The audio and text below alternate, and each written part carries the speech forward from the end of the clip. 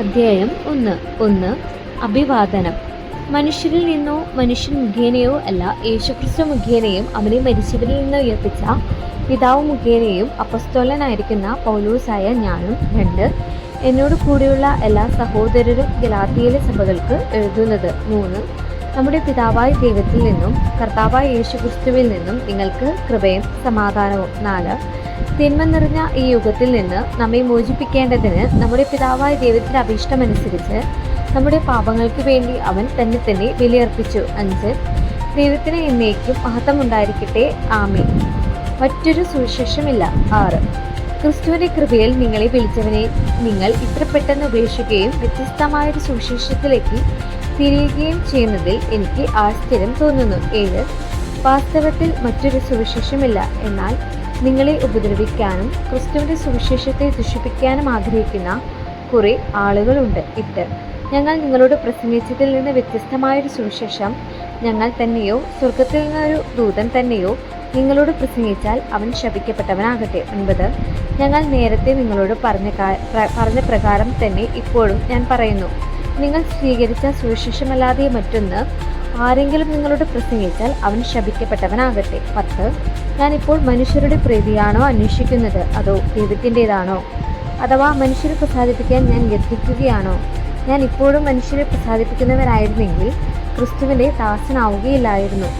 അപ്പസ്തോലനാകാനുള്ള വിളി. 11 സഹോദരരെ, ഞാൻ പ്രസംഗിച്ച സുവിശേഷം മാനുഷികമല്ല എന്ന് നിങ്ങളെ ഞാൻ അറിയിക്കുന്നു. 12 എന്തെന്നാൽ മനുഷ്യനിൽ നിന്നല്ല ഞാൻ അത് സ്വീകരിച്ചത്, ആരും അതെന്നെ പഠിപ്പിച്ചതുമില്ല, യേശുക്രിസ്തുവിൻ്റെ വെളിപാടിലൂടെയാണ് അത് എനിക്ക് ലഭിച്ചത്. 13 മുമ്പ് യഹൂദ മതത്തിൽ ആയിരുന്നപ്പോഴത്തെ എൻ്റെ ജീവിതത്തെപ്പറ്റി നിങ്ങൾ കേട്ടിട്ടുണ്ടല്ലോ. ഞാൻ ദൈവത്തിൻ്റെ സഭയെ കഠിനമായി പീഡിപ്പിക്കുകയും അതിനെ ഉന്മൂലനം ചെയ്യാൻ പരിശ്രമിക്കുകയും ചെയ്തിരുന്നു. 14 എൻ്റെ വംശത്തിൽപ്പെട്ട സമപ്രായക്കാരായ അനേകരേക്കാൾ യഹൂദമത കാര്യങ്ങളിൽ ഞാൻ മുൻപന്തിയിലായിരുന്നു.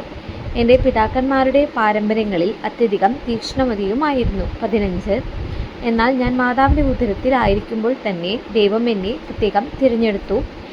തൻ്റെ കൃപയാൽ അവിടുന്ന് എന്നെ വിളിച്ചു. 16 അത് അവിടുത്തെ പുത്രനെ പറ്റിയ വിജാതിയരുടെ ഇടയിൽ പ്രസംഗിക്കാൻ അവനെ എനിക്ക് വെളിപ്പെടുത്തി തരേണ്ടതിനായിരുന്നു. ഞാൻ ഒരു മനുഷ്യൻ്റെയോ ഉപദേശം തേടാൻ നിന്നില്ല. 17 എനിക്ക് മുമ്പേ അപ്പസ്തോലന്മാരായവരെ കാണാൻ ഞാൻ ജെറുസലേമിലേക്ക് പോയതുമില്ല, മറിച്ച് ഞാൻ അറേബ്യയിലേക്ക് പോവുകയും ദമാസ്കസിലേക്ക് തിരിച്ചു വരികയും ചെയ്തു. 18 3 വർഷത്തിനു ശേഷം കേപ്പായെ കാണാൻ ഞാൻ ജെറുസലേമിലേക്ക് പോയി, അവനോടൊത്ത് 15 ദിവസം താമസിക്കുകയും ചെയ്തു. 19 കർത്താവിൻ്റെ സഹോദരനായ യാക്കോബിനെയല്ലാതെ അപ്പസ്തോലന്മാരിൽ മറ്റാരെയും ഞാൻ കണ്ടില്ല. 20 ഞാൻ നിങ്ങൾക്കെഴുതുന്ന ഇക്കാര്യങ്ങൾ വ്യാജമല്ല എന്നതിന് ദൈവം സാക്ഷി. 21 തുടർന്ന് ഞാൻ സിറിയ, കിലിക്യ എന്നീ പ്രദേശങ്ങളിലേക്ക് പോയി. 22 യൂദയായിലുള്ള ക്രിസ്തുവിൻ്റെ സഭകൾ അപ്പോഴും എന്നെ നേരിട്ട് അറിഞ്ഞിരുന്നില്ല.